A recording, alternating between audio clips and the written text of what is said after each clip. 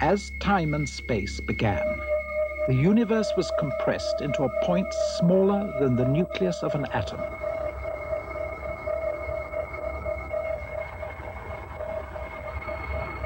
This is the theory of the Big Bang, a stupendous primeval explosion of energy that began everything and continues, even today, ever expanding.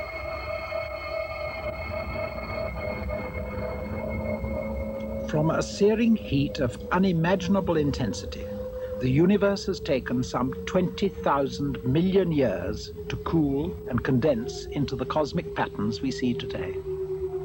Heat became matter, and gases were created. Hydrogen and helium formed galaxies, hundreds of thousands of millions of them altogether in space.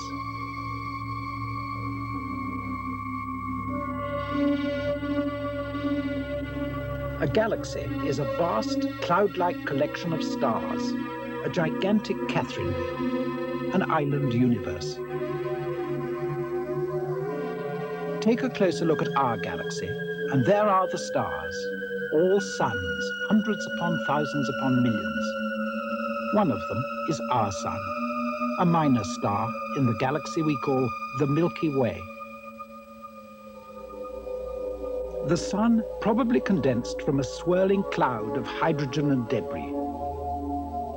As the cloud collapsed and heated, the central region became so hot and dense that nuclear fusion began. Thus, 5 billion years ago, our sun began to shine.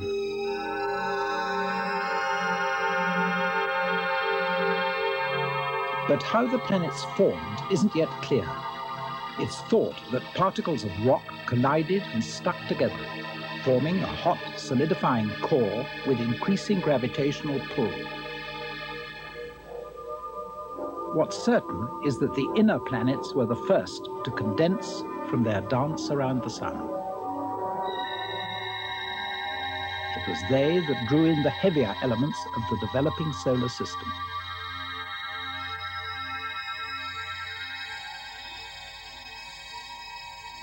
As the sun grew stronger and hotter, it drove lighter gases out towards the remote planets. Meanwhile, the inner planets had formed crusts, baked by the immense heat released from their radioactive cores. The surfaces of Venus and Mercury, closest of all to the sun, were pocked and cratered as they attracted the remaining debris of the solar system.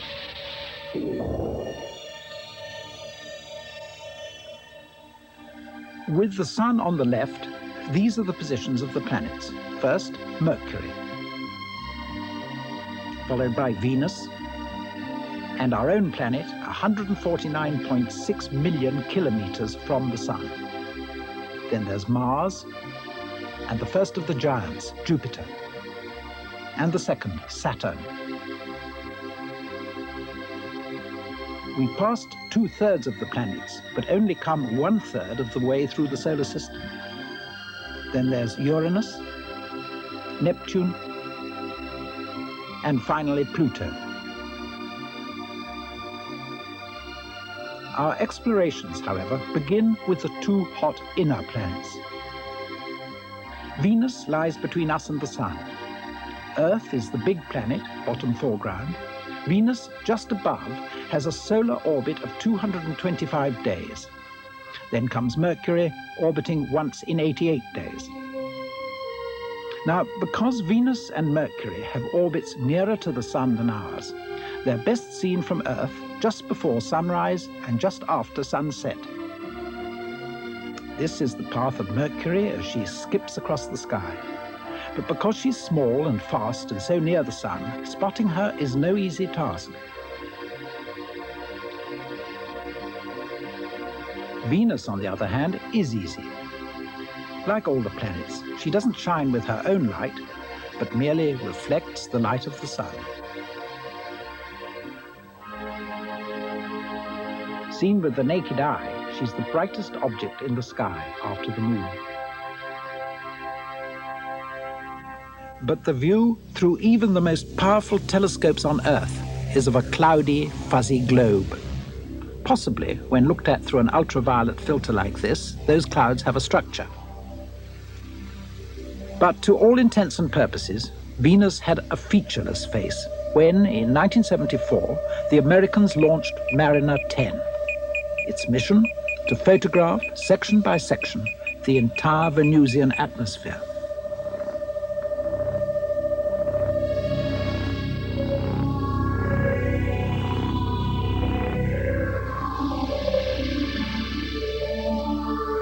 The results were spectacular, especially when run like this in time-lapse.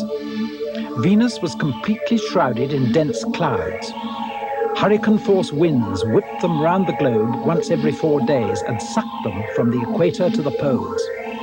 But try as she might, Mariner couldn't glimpse the surface through all that dreadful weather.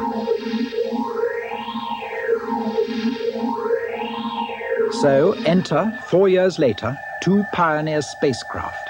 Their mission, finally to unveil the mystery planet. The Pioneer on the right was to remain in orbit, while the other, a sort of space bus, was to fire its robot passengers right through the Venusian clouds. First, a lander, which would part parachute through the atmosphere. Then, 3 probes to free fall. This was to be a journey into the unknown, what was rapidly to become a descent into hell, here in animation. So thick were the clouds that the sun vanished altogether. Then suddenly things cleared, and there was the surface, cratered and rugged. The final descent was slowed by an atmosphere 90 times heavier than Earth's. Temperature 380 degrees centigrade. Visibility less than 3 kilometers. Everything, including the sun, was distorted. The carbon dioxide atmosphere so bent the light that the horizon seemed to curve up and meet the sky. And just to complete the horror, when it rained sulfuric acid. These pictures are real, beamed from the surface of Venus by 2 Russian probes before they were frazzled in temperatures that would melt lead. This is a radar scan of part of the planet from Earth. And here's another of the whole globe. Meanwhile, from several million kilometers closer to, the Pioneer left in orbit round Venus was busy with a form of radar of its own, electronically stripping away the clouds. And this is what she saw. A planet about the same size as Earth, but much smoother. The blue areas are lowland plains. The highlands are green and yellow. Curiously, Venus rotates in the opposite direction to all the other planets.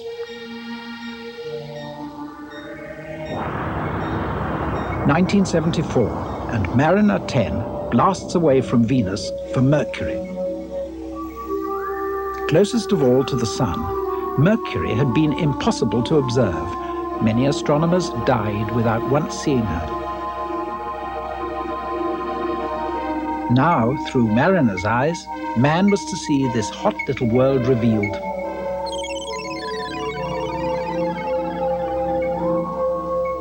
The spacecraft made a series of passes and zipped this eerie evidence back to Earth. A surface of craters and wrinkles. A gravity 1/3 of our own. Temperature by day, 430 degrees centigrade. By night, minus 160. And these circular scars of an asteroid impact. A truly chaotic terrain.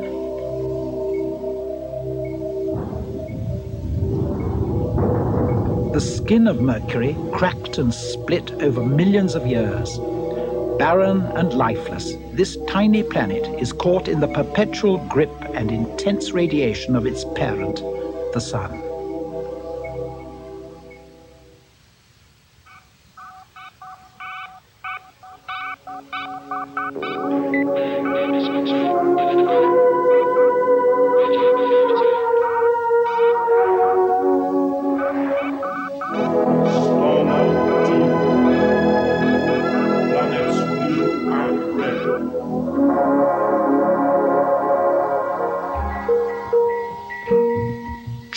11th, 1983, the island of Java in Indonesia.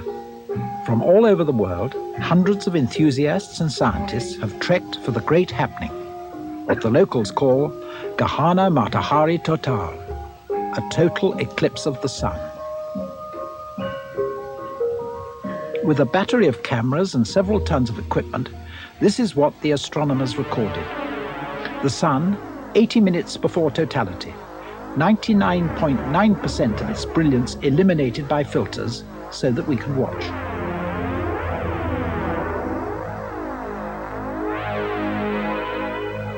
Slowly, as the moon began to creep over the face of the sun, the eclipse was underway, so far only partial.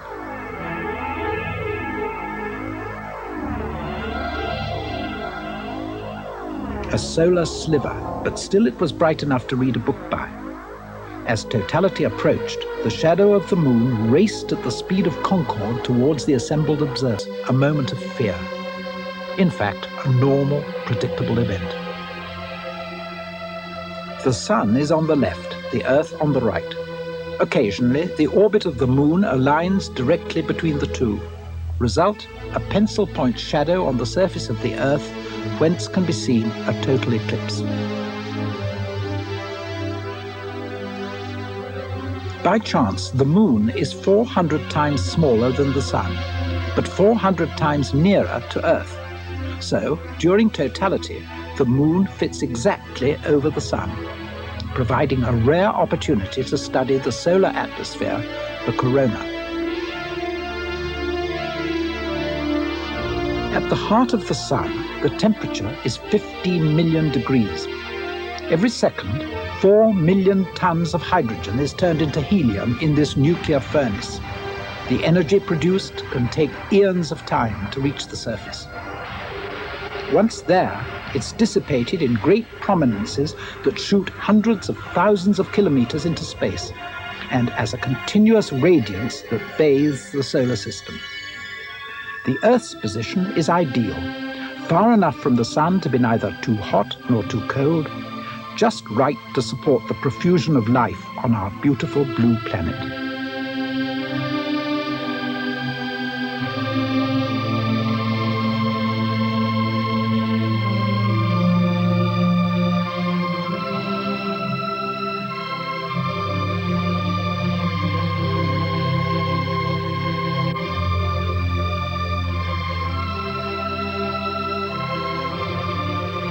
This is India, photographed from an American satellite. We close in on the Himalayas. Everest, a mere pimple. The Mount St. Helens volcano, dormant. A Japanese volcano, active. A crater in Canada. Patterns in the Sahara. A Chinese salt lake. A bit of Australia. Peking, the Andes, the Dead Sea. From the west, the Nile Delta, Sinai and the Suez Canal. And Greece, from which sprang so much of man's spirit of inquiry, his urge to seek new worlds.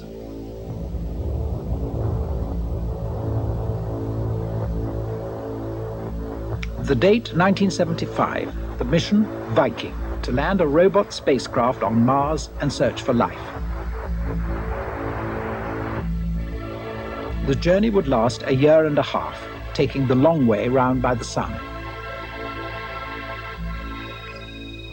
The hope was to touch down on the Red Planet on July the 4th, 1976, the 200th anniversary of the United States. But as Viking slotted into Martian orbit, it became clear that the deadline would be missed. Her cameras revealed no easy landing spot. However, 16 days later, it was decided to take the plunge, and Viking was on her way.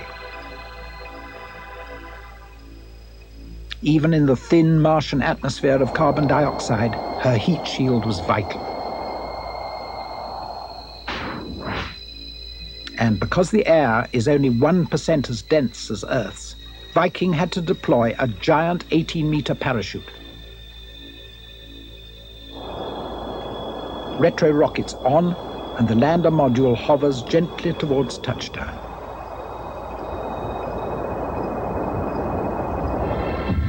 And so to work. Viking's scanner revealed a cold desert littered with volcanic rocks. The daytime temperature peaked at -30 centigrade. At night it was -60. Life, even at microbe level, was nowhere to be detected. These pictures were from a second Viking craft which landed further north. Its site was rockier and colder. Indeed, it photographed this early morning frost of carbon dioxide.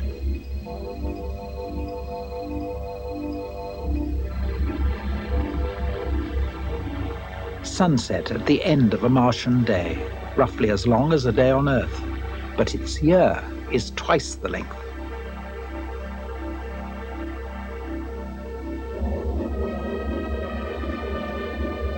Mars is only half the size of Earth and spectacularly marked with gigantic craters and canyons. This is Mirada Valley, the planet's most extraordinary feature. Like the Grand Canyon, only 20 times bigger. 3,000 kilometers long, 60 wide, 1,000 meters deep. We see a landslip which has sent a wall of rock crashing onto the floor of the canyon.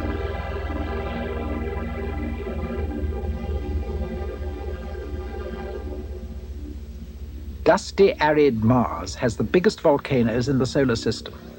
The clouds over one of the largest, Olympus Mons, can be seen by telescopes from Earth. But Mars wasn't always dry. Water once washed and molded these landscapes. Here was once mud. Today, however, the red planet with its white polar caps appears to slumber. The blue ink blot is the shadow of a Martian moon. There are two tiny moons, Phobos and Deimos, probably captured asteroids, and sadly, the only movement yet detected over the face of the planet. To date, life in the solar system is exclusively confined to Earth.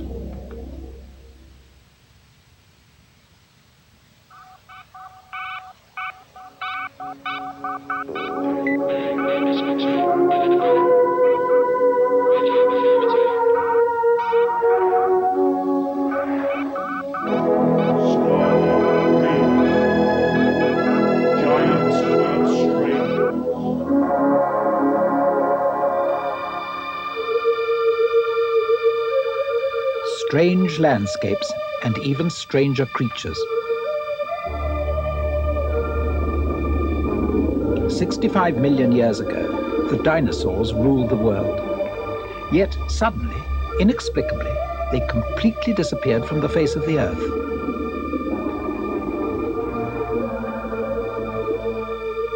It's now believed that an intriguing cosmic connection may have caused their demise.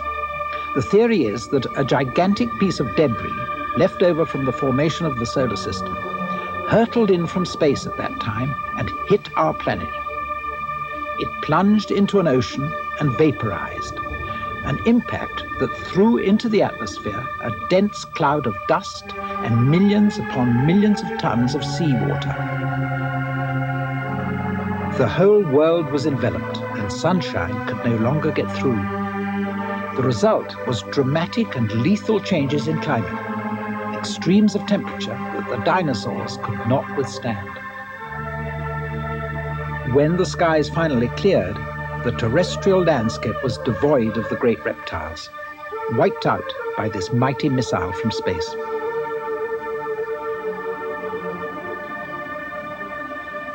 Similar lumps of rock, some of them hundreds of kilometers across, orbit the Sun between Mars and Jupiter. They make up the asteroid belt, and it was beyond the asteroids that in 1977, the Voyager spacecraft traveled to photograph the giants and strangers of the outer solar system. First stop, Jupiter.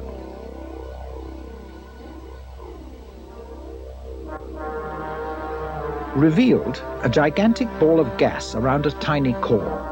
a globe of hydrogen, methane and ammonia, bigger than all the other planets combined. These are real pictures taken in time-lapse. It isn't the planet in rotation, but great cloud belts of weather. Hot gas driven up from the interior is light-colored, cold gas going down is dark.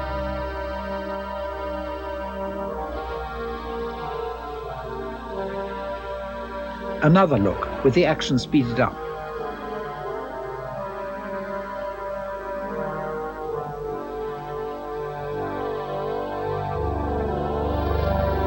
The red eye, first spotted 300 years ago, isn't a storm, just a massive high-pressure area, an anticyclone. It's big enough to swallow the Earth several times over. But Voyager had other tasks. Jupiter is like a mini-sun with its own solar system of moons. The probe was to fly by and record them. The first, Callisto. Packing a hefty diameter of 4,820 kilometers, Callisto would make a respectable planet. Her surface, however, was the roughest discovered, not a spot uncratered. A swing past Jupiter, and a surprising discovery. She had rings, like talcum powder, and visible only in scattered sunlight.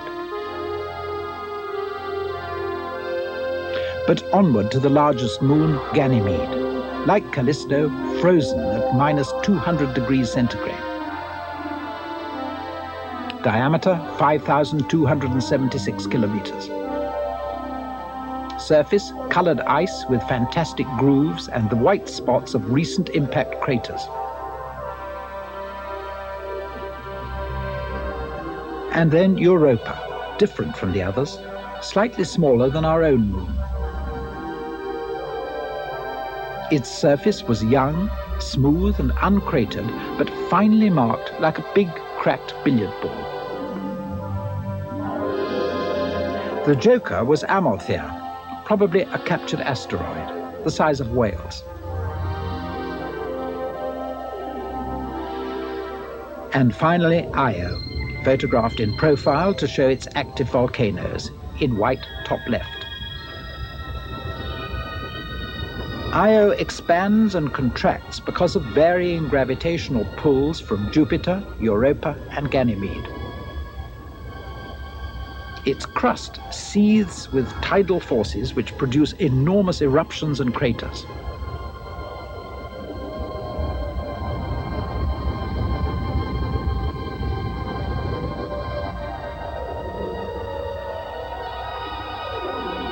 And thus, mission accomplished, Voyager left the night side of Jupiter, 1,000 electric storms flashing in the clouds below.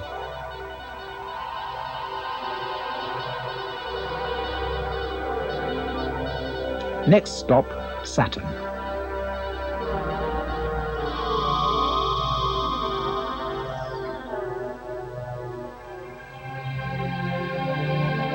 These are real photographs in time-lapse.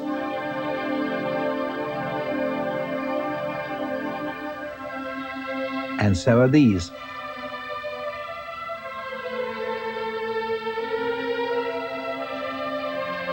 It's difficult to believe that they're not an artist's impression, but radio pictures from Voyager. Truly one of the wonders of 20th century space exploration. The beguiling rings of Saturn.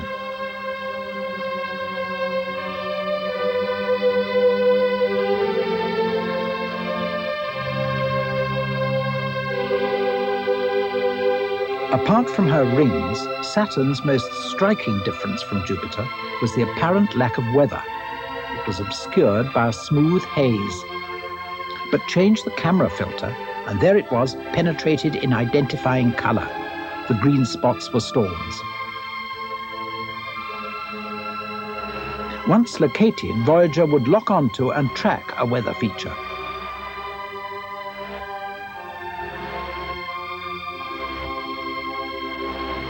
Those storms again. And here, jet streams in places traveling at 2/3 the speed of sound. Saturn was largely a foggy mix of hydrogen, methane, and ammonia. The dot in the circle is a star. Voyager was to use it as a reference for cataloguing the rings. There were thousands upon thousands of them. They stretched 275,000 kilometers across, but only a few kilometers deep.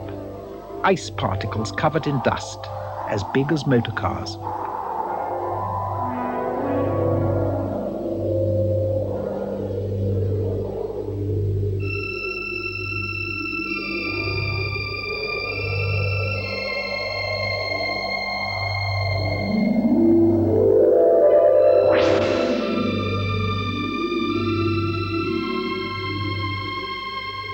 A change of course for a look at Saturn's moons. First, S1 and S3, tiny twin satellites that jostle each other and probably even swap orbits.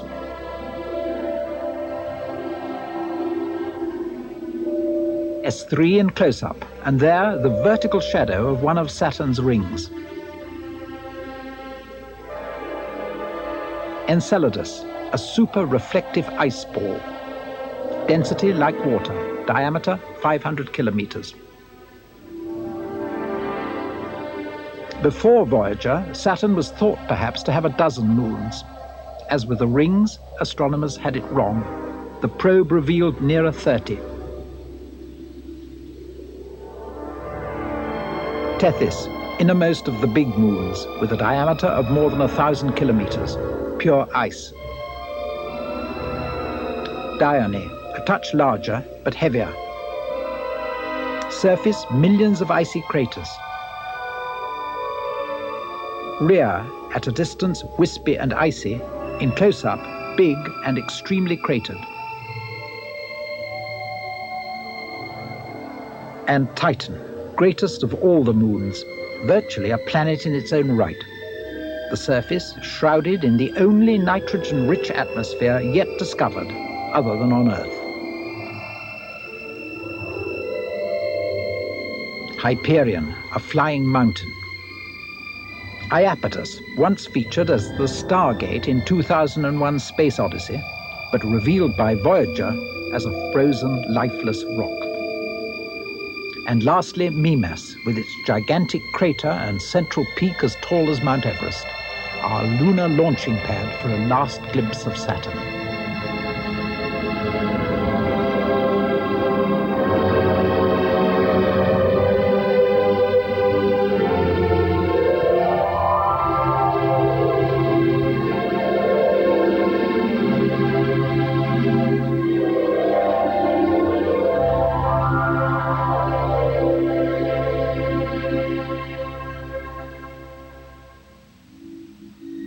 All being well, Voyager will encounter Uranus in January 1986, a sweep past a green globe oddly tilted sideways with respect to the Sun. 3.5 years later, Voyager should reach Neptune, skimming her by a mere 7,500 kilometers.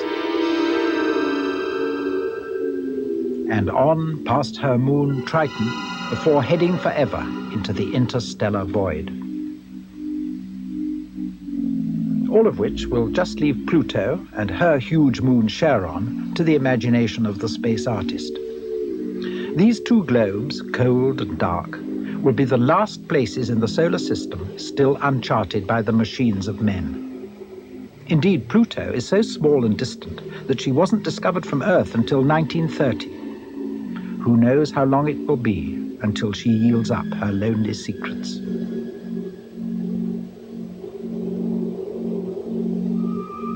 Beyond even the outer planets is the region of the comets, celestial fossils, dirty snowballs no more than 20 to 30 kilometers across, lonely wanderers.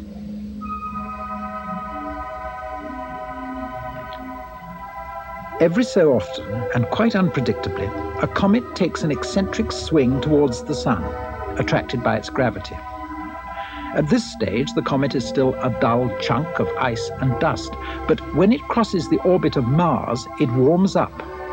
A tail sometimes appears as the ice vaporizes, streaming away from the Sun. If Earth or any of the planets gets in its way, a collision. Otherwise, after a few days of glory, it sweeps back again into mysterious obscurity.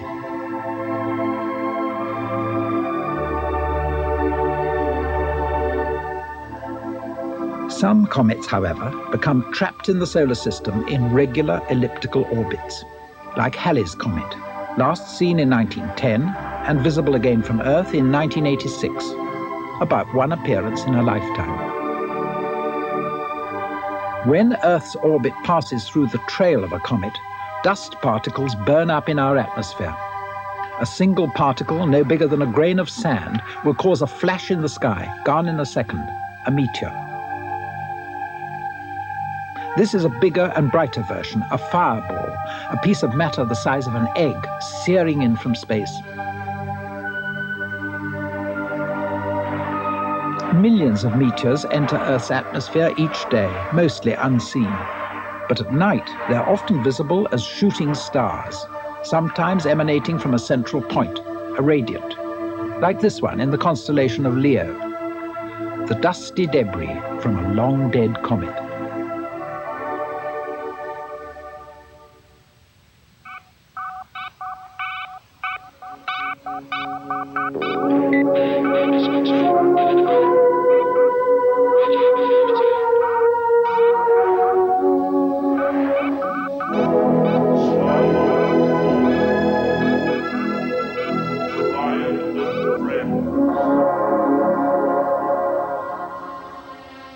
Spaceship Earth, traveling at 90,000 kilometers an hour, takes a year to circle the Sun. As it does so, the view of the cosmos from our spaceship keeps changing, day by day, night by night. Indeed, it's only at night that we can observe the subtle seasonal shifts of the stars.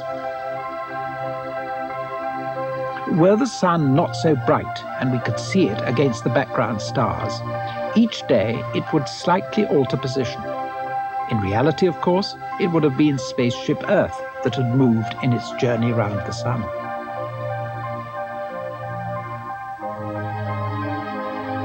The traveler aboard our spaceship must also appreciate that the sky appears to rotate, and properly to chart the heavens, the space explorer must be armed with a special form of measurement. It's a scale based on the speed of light, 300,000 kilometers per second, 7 times round the Earth in a second.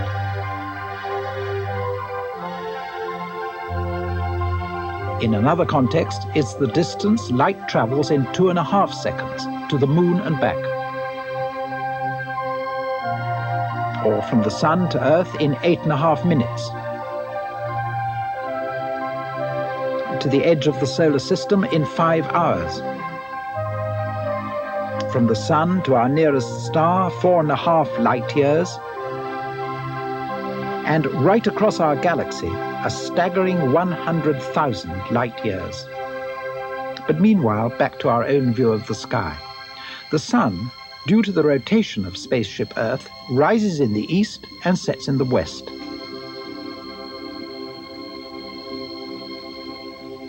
And at night, the stars do the same.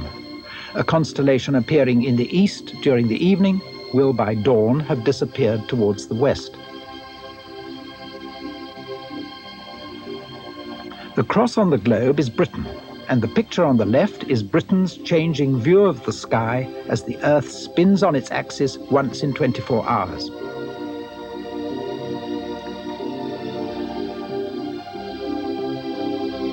And here's part of the sky, the stars appearing to revolve around a central point, as we look northwards during the course of the night.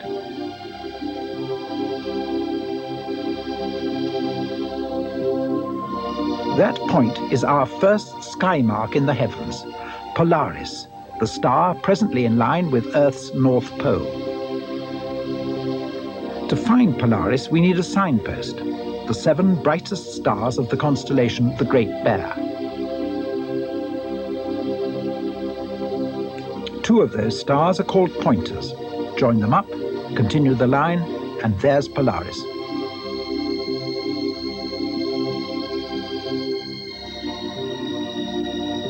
Polaris itself belongs to another star group, the constellation of the Little Bear.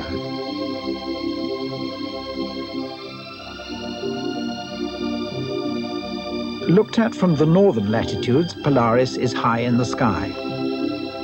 The further south, then the lower it becomes, a navigator's infallible guide. Towards the equator, it just peeps over the northern horizon at, say, Nairobi.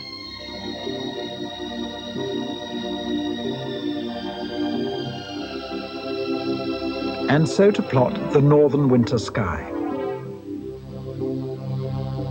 The most important constellation, Orion the Hunter, and its stars, including Betelgeuse, Orion's Belt, and Rigel.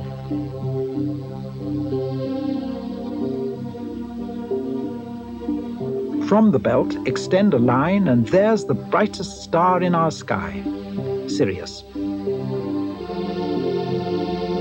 Go upwards, and Gemini, a double line of stars, like twins.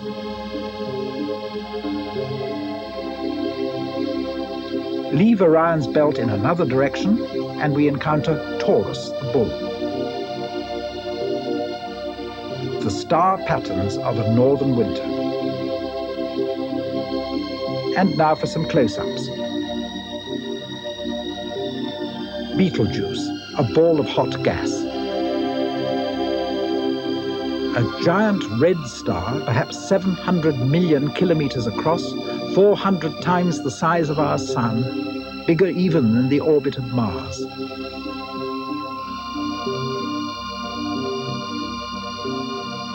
Orion's belt again, and we focus on a region invisible to the naked eye, but clear through a telescope, the beautiful Horsehead Nebula. A billowing cloud of black dust that astronomers predict may grow like this.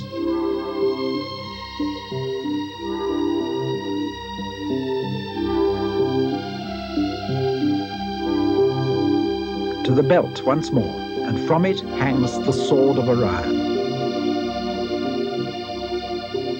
Through binoculars, magnificent patches of misty light.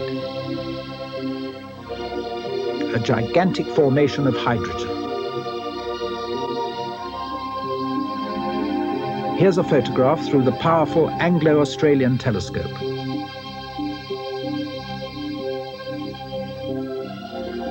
In the circle, hot and white young stars called the trapezium. Millions of years ago, they'd have been just black clouds of dust and gas swirling amid the bigger scene. But gradually, gravity would have caused the clouds to condense.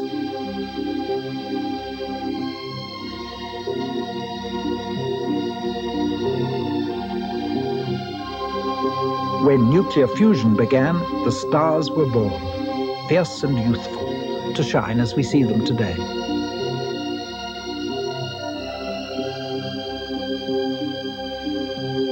To the bottom right of Orion is Rigel. Rigel is a superstar, 50,000 times brighter than our Sun, filling more space than the orbit of Mercury.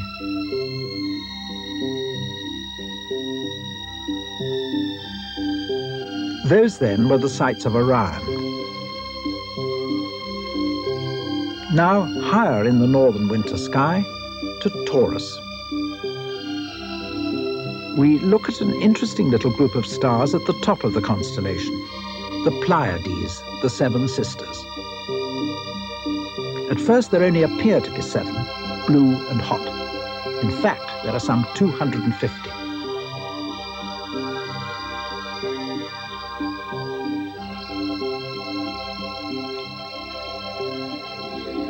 From the surface of an imaginary planet beyond the Pleiades, this is how our Sun would look, one among the stars, just visible to the naked eye.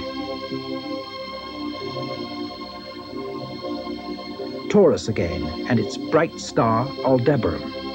Close by is the Hyades, a group of stars traveling at 50 kilometers a second. Millions of years hence, the Hyades will have passed to the rear of Aldebaran, eventually leaving her far behind.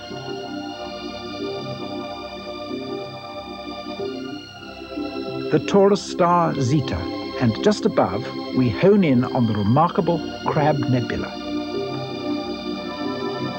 A fuzzy patch of light, slowly but surely expanding. But go back in time and the crab would appear smaller and smaller. Finally, 900 years ago, it would have been just a brilliant giant star, outshining Zeta. Indeed, in 1054, the Chinese recorded a celestial explosion. Today, that's become the Crab Nebula.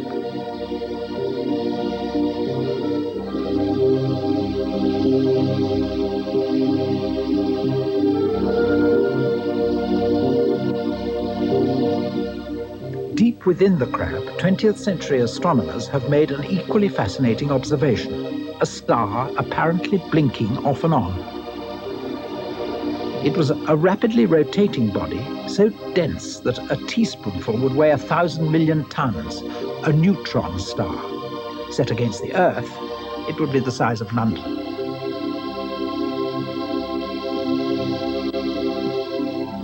Using Orion as our familiar starting point, we head for Gemini, the twins.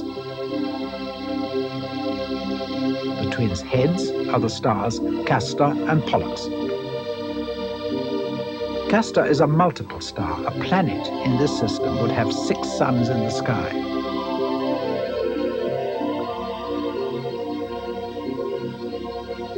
Close by Gemini is the Eskimo Nebula. Through a telescope, a friendly face in the cosmos.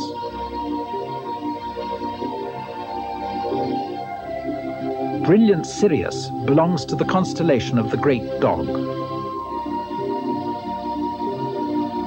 It's really 2 stars, Sirius A, the dog star, 10 times the volume of our sun, and Sirius B, the pup, a white dwarf, just twice the size of Earth. The pup takes all of 50 years to complete 1 orbit of the dog. Our final port of call, Monossos. Through a telescope, a rather beautiful view. The black cone shape on the left is a cloud of dust. Over millions of years, it'll be blown away by radiation from the surrounding hot young stars. Just one view in the panorama of the heavens, as glimpsed from spaceship Earth.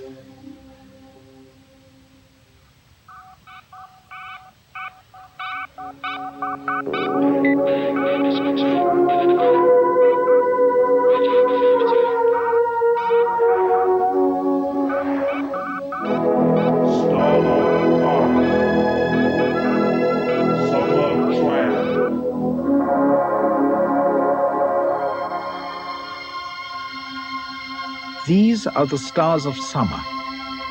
We fix upon 3 of them: Deneb, Vega,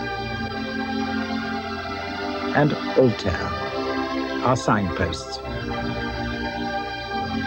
Join them up and they form a triangle. The summer triangle, whose tip Altair points south. We are in the northern hemisphere, facing south. Deneb is in the constellation of Cygnus, the swan. Deneb is a superstar, 30 times the size of the sun, but 50,000 times brighter. The reason is a high metabolism. She's burning so fiercely that she'll meet an early death, perhaps swelling into a red giant or just exploding. A short but brilliant career.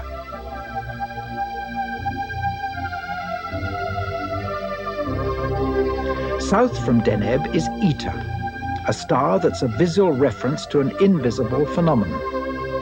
Many astronomers believe that nearby they've identified a cosmic conundrum, Cygnus X1, which may well be a black hole. No one has ever seen it, but Cygnus X1 is possibly a giant star slowly but surely being sucked out of existence. Matter is continuously being drawn away to vanish into the depths of another star, once its twin, that died perhaps thousands of years ago and fell in on itself, forming a black hole. It's an intense gravitational well from which nothing can escape, not even light. Nature's surest trap. Material swirls towards the center, traveling faster and faster. It becomes energized and releases X-rays, powerful signals that can be clearly detected on Earth, as in the case of Cygnus X1. A black hole can be caused by a huge dying star collapsing under its own gravity and disappearing. One way to prove that it's actually still there would be to find a star close by that was losing mass. This animation suggests what would happen to matter, like that of the diminishing star, which had been caught in the irresistible gravitational pull of the black hole. A black hole with the mass of the Earth would be the actual size of the black spot in the center of the screen. A piece of matter that weighed 1 kilogram at a distance of 10,000 kilometers would become heavier and heavier as it fell into the black hole. At 744 kilometers, it would weigh as much as a man. At 74 kilometers, as much as a tractor. At 10.7 kilometers, a plane. At 268 meters, a supertanker. And at 6.3 meters, the weight of the entire population of the world. Beyond that, the laws of physics may no longer apply. Meanwhile, back in the constellation of Cygnus, we encounter the Veil Nebula, a ghost from the past. It's all that's left of a star that blew up 50,000 years ago. A veil-like cloud of gas straddling the stars of our galaxy, the Milky Way.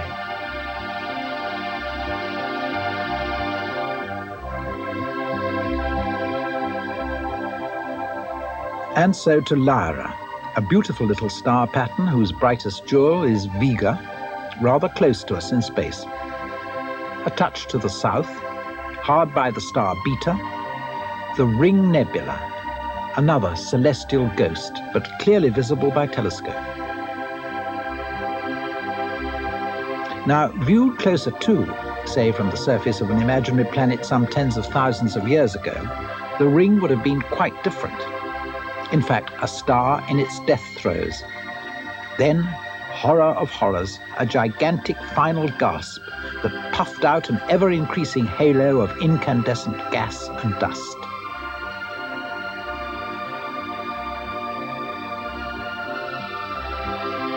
A nebula of stellar debris that can still be seen today in the shape of a ring.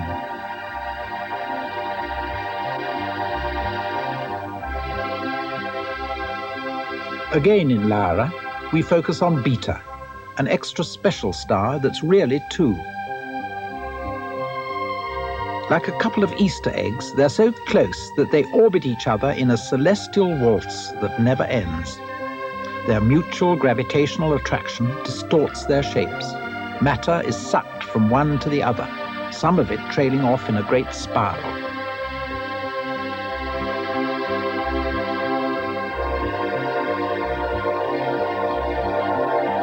Remember, this is the summer sky as seen from the northern hemisphere. Towards the southern horizon, Altair, the brightest star in the constellation of Aquila, the eagle. Altair is another cosmic egg, but for a different reason. Spectrometer readings on Earth show that she's spinning at an incredible rate, right round every 6 hours, so fast that she's flattened at the poles and bulged at the equator. At 16 light years away, relatively close to us in space.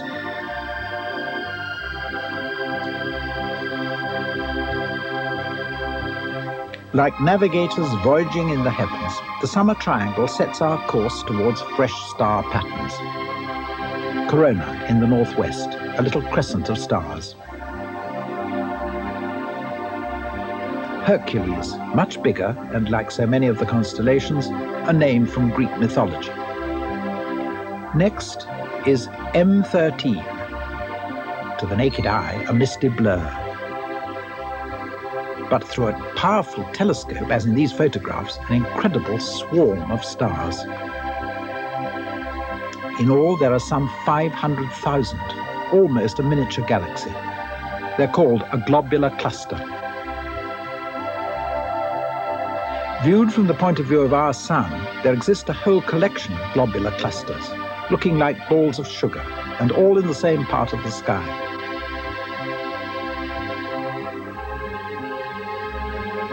They form a halo around the core of our galaxy. When astronomers first noticed this, it led to a great truth. Our home is towards the edge of the Milky Way. The sun and the planets are suburban. The excitement of the galactic city center is through the window of the summer sky. South from the summer triangle are the signposts to the exact center of the Milky Way. Aquila, the constellation of the Eagle. Scorpius, one of the few star patterns to resemble its name. A scorpion with a sting. Sagittarius, in mythology, half man, half beast, but really more like a teapot. And there, near its spout, is the galactic center, the hub of 100,000 million stars, of which the sun is but one. By telescope, we glimpse its very heart.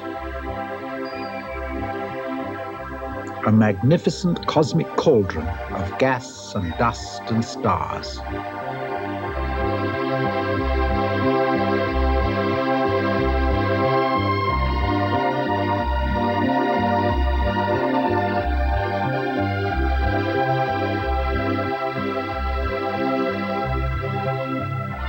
The Trifid Nebula, a billowing cloud of hydrogen split like a flower head.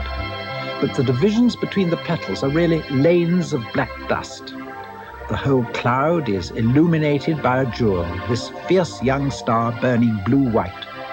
A photograph from the Anglo-Australian telescope.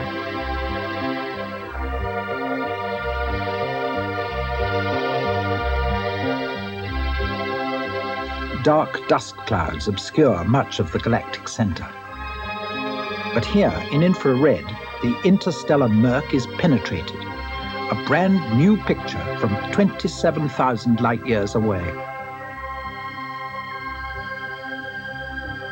And so to Scorpius and the remarkable red giant Antares, a star at the end of its life. Antares is so diffuse that an average living room would hold just one atom of its matter. Yet it's 700 times bigger than the sun, 1/1,000,000th its density. The region around Antares is rather busy. A beautiful formation of clouds and lights. Here, Antares herself illuminating surrounding stardust. To the left, a globular cluster. And here, a cloud colored blue by hot young stars within. Our final image from the summer sky. This is the autumn sky. And still visible are the summer constellations of Cygnus and Aquila. Pegasus, the flying horse, is new and shaped like a box of stars to which are attached a couple of minor patterns. Our view is from the northern hemisphere. The double line of the Andromeda constellation points us to, just visible to the unaided eye, M31, a namesake because it's code for the Andromeda galaxy, our nearest major galactic neighbor, 2.5 million light-years away.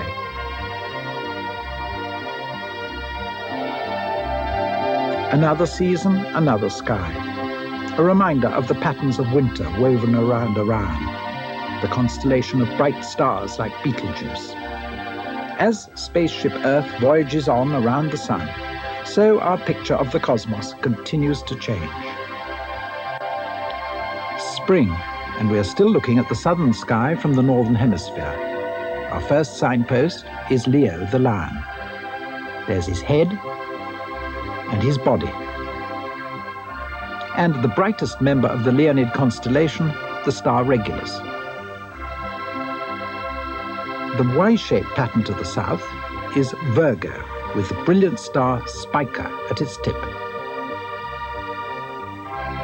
To the north, and we encounter an orange star, Arcturus, in the constellation of Bootes, the herdsman. The major constellations of spring at the end of a 12-month journey through the heavens.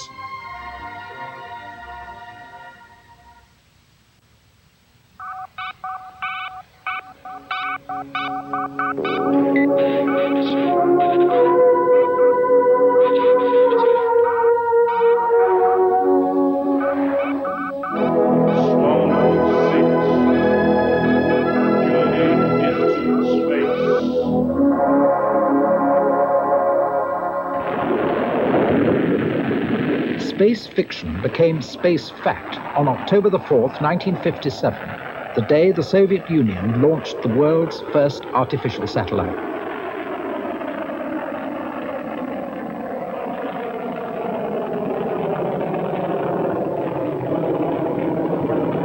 A Vostok rocket powered its way through the clouds and into orbit.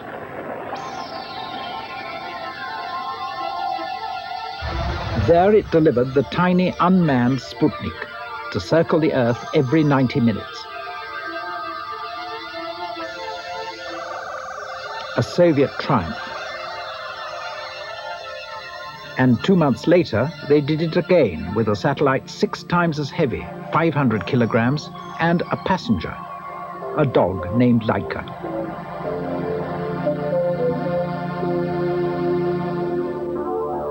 All this was a prelude, a build-up to putting the first man into orbit. Slowly and surely, an updated version of the Vostok launcher was prepared for the job. It had 33 engines, combining a thrust of 500,000 kilos. Test pilot Yuri Gagarin was the cosmonaut, but no one could tell how even he would survive this brave journey into space.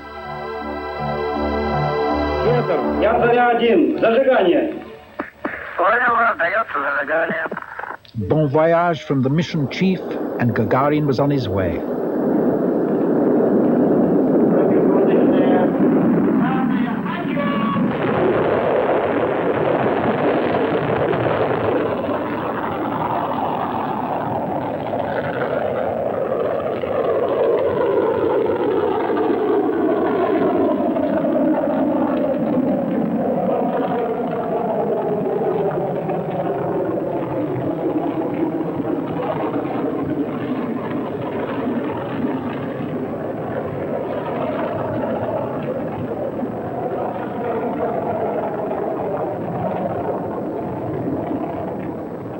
April the 12th, 1961, and for the first time ever, man was escaping Earth's atmosphere to make a single orbit of our planet.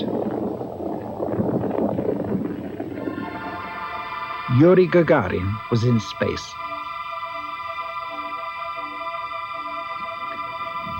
Stung by the Russian success, the Americans answered back 11 months later with this Atlas rocket.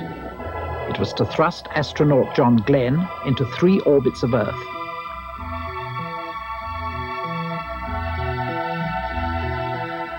He took some pretty pictures and made a well-publicized splashdown. But the Americans were still far behind. It was the Gemini missions that finally got them ahead. 9 missions in 20 months, most of them experiments in docking. They'd perfected the technique of Earth orbital rendezvous, like linking up with this Agena rocket. The Americans, quite suddenly, were now ready to close on their ultimate target, the Moon.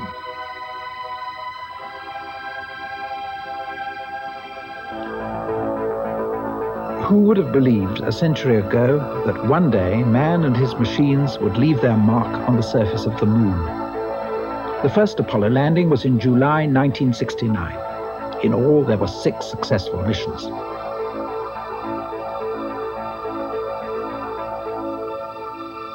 Much of the work involved the collection of geological samples. And in the process, the astronauts developed the lunar hop. Moon gravity is 1/6 that of the Earth, so it was a neat way to get around in their cumbersome suits. Kilo upon kilo of dust and rock were carted back to Earth for analysis. Much of it was older than the Earth itself. Some samples gave valuable clues to the formation of the planets. What did emerge was that the Moon never formed part of the Earth. They discovered that water and oxygen could be produced from the lunar soil, so, given the will, permanent self-supporting Moon bases should be no problem, even if one pioneer found it difficult to keep his feet.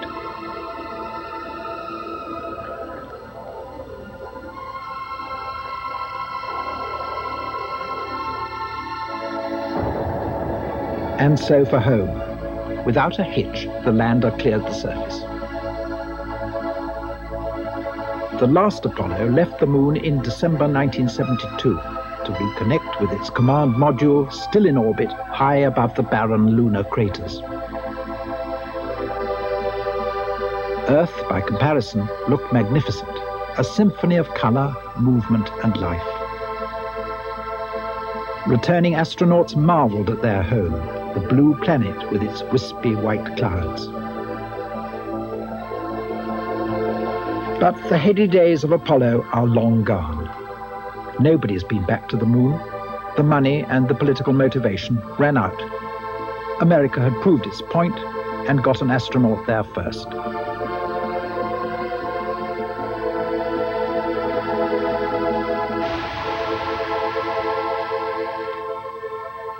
Meanwhile, the Soviets concentrated on Salyut, their orbiting stations. They tested their cosmonauts longer and longer in space, training perhaps for a future mission to Mars that could last 18 months. And they developed the convenient step-in spacesuit.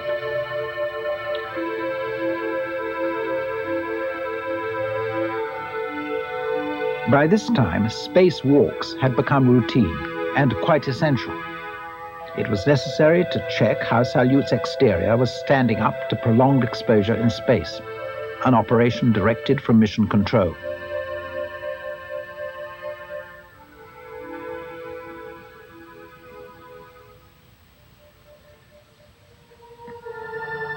The Americans had a similar program. Here we watch from an Apollo ferry as it closes with Skylab. Skylab, like Salyut, was a laboratory, a scientific eye on the Earth below and the heavens above. Inside was gigantic, the converted fuel tank of a Saturn rocket, 10 stories high. In weightless space, there were no stairs or floors, just a mesh to which were attached the tools of this cosmic workshop, from a solar telescope to a kitchen sink.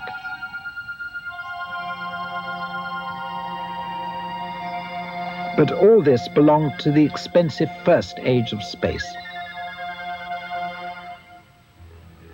This was the second.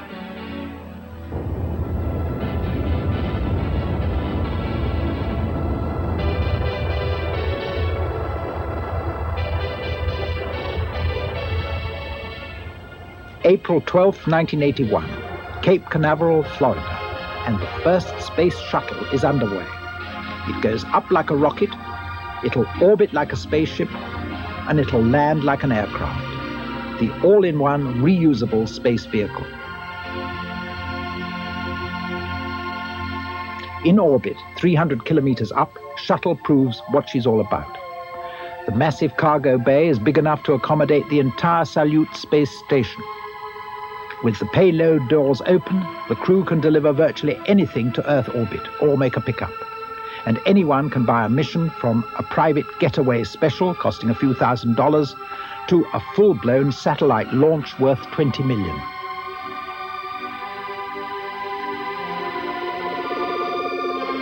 In this spinning launch, notice the rocket engine at the bottom of the satellite.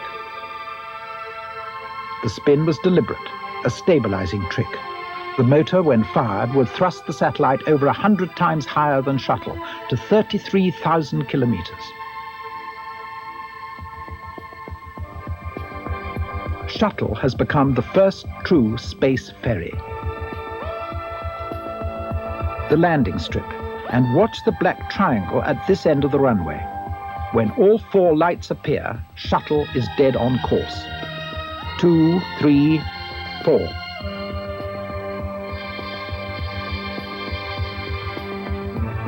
Who knows, within a decade, the first space tourists may well be making this homecoming.